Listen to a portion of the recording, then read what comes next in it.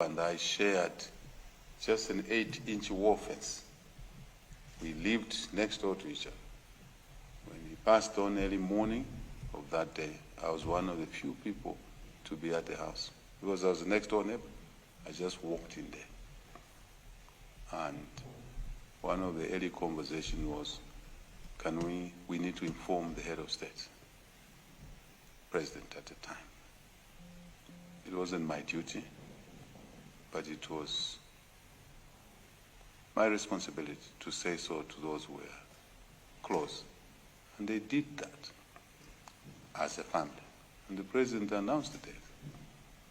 In our case, my colleague was in the hands of the family, medication issues around.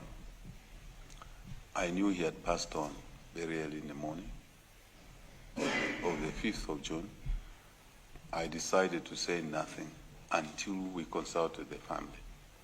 And I reached out to the Secretary of the Cabinet, my team around. I said, I cannot announce the death before the family is engaged.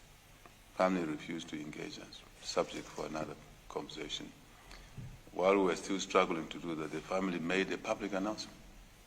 And once they made a public announcement, that's the time I said, that's confirmation. It shouldn't have been like that, but it's like that. And the same day, the president issued a statement. I didn't take 48 hours, as people are saying. The record is there. Why am I saying this to you? I think it's important as citizens for you to be aware of this information, because I scan what's going on social media, a lot of stuff there. So that's the circumstance that we find ourselves in, but the point is that that's our desire to bury him here. I know amongst yourselves there's probably polarization of views, but really, he was not an ordinary citizen. He was president. He's the only president who lived after leaving office and went to his Lord with his immunity intact. Those who lived before him after the presidency, they all had their immunities tampered with. President Kaunda, President Chiluba, President Banda. So this fellow talking took the decision that we must end this kind of stuff. So again, contrary to what is being said in the public media, facts are there staring at us. Whether we bend them or not, they are there. But let's honor him by burying him here. The issue of what issues surrounded, I think it's a discussion after the burial. We are trying very hard on your behalf, but if we don't manage, it's because of not trying. Ultimately, it will be an issue beyond our control. I took this reasoning myself to explain this to you as citizens. We'll continue to explain. You've seen the statements we've made.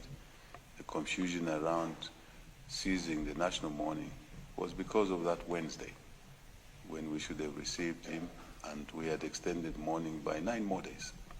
But then Wednesday came, you know the Wednesday I'm talking about. We couldn't continue mourning in perpetuity. It's got no connection to the issue or the desire to bury him with full military honors. Absolutely not. And we say the families, if they're willing, we are able to engage. We are available. We are doing this thing as a duty. Thank you, colleagues, for giving me your ears on this matter. Now, today's meeting